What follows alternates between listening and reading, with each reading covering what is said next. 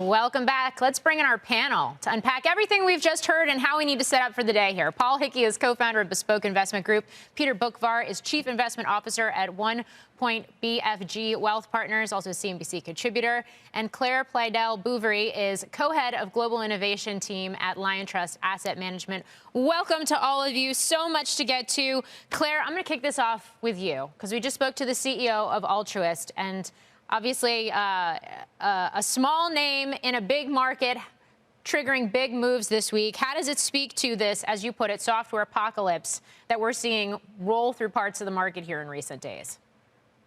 Yeah, morning, Morgan. It's great to join the panel today. We think the market is really only just starting to price in the transition from software 1.0, which is based on CPUs, deterministic, to software 2.0, based on GPUs, agentic. And what the market is recognizing now is that competition is going to decelerate these incumbents' top line. What we don't think yet is priced in is the margin compression on the horizon, because AI software, there are actual real marginal costs to this. Every single agentic action burns compute. And then finally, we think that multiple compression follows. We have already started to see some of this, given the lofty valuations investors have been prepared to pay up for, given those steady recurring revenue streams for software over the past decade.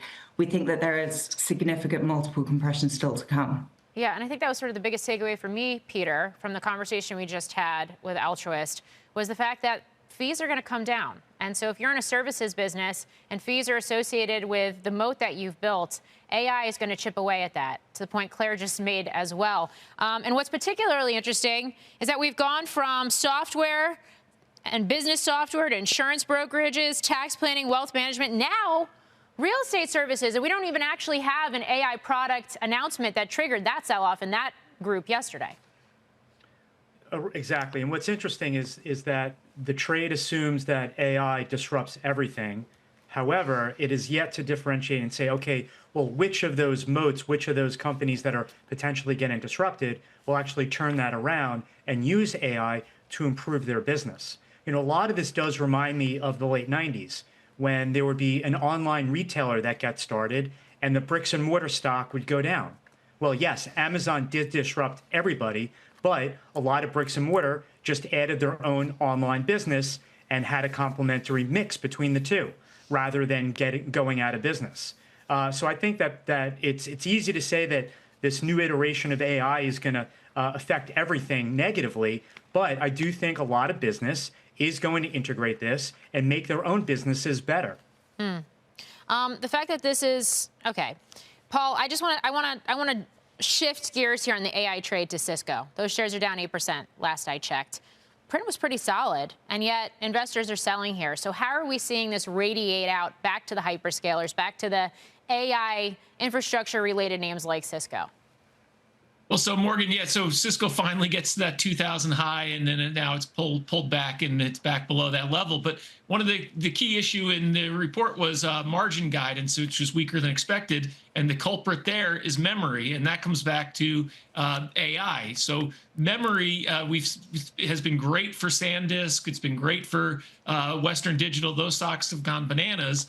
But for these other companies in the tech space, you're starting to see the impact of higher memory prices impact their margins. And that comes down to this whole, again, it's all connected as far as this AI trade.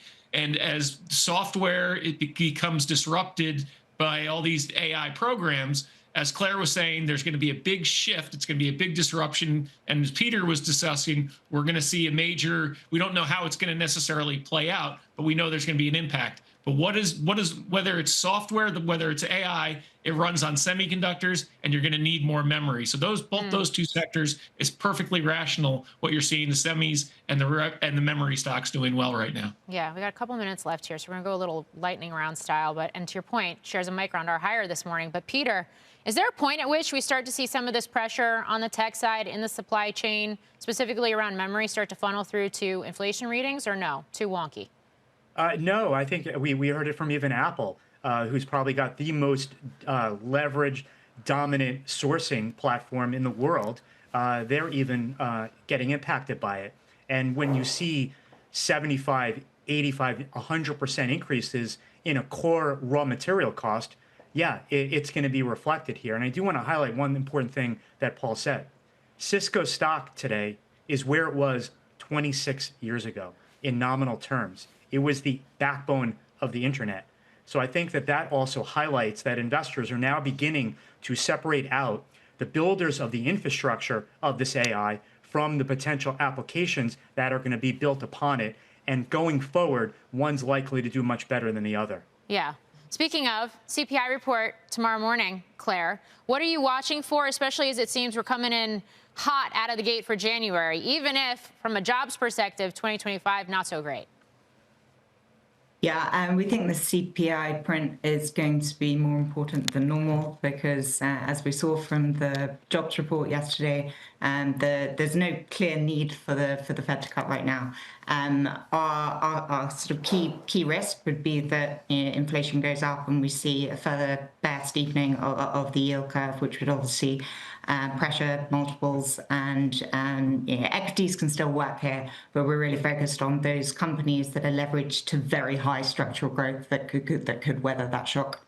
Yeah. Meantime, Paul, more focus on tariffs and specifically the House moving to strike down these Canada tariffs. We're also waiting on a Supreme Court decision. We can sort of just go through the list here. But how is that factoring into this entire conversation around the markets and economy? So it just creates more added uncertainty here. And I think, what the vote on the tariffs, you see some Republicans defecting, and it all becomes, what do politicians look out for the most? Themselves. And we have midterms coming up this fall.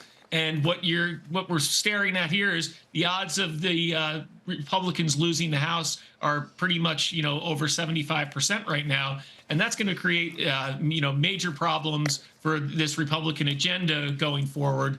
So I think in that respect, that's just going to create added uncertainty coming into the summer and as we get into the fall. And that's just going to be another reason for the market to see volatility ahead.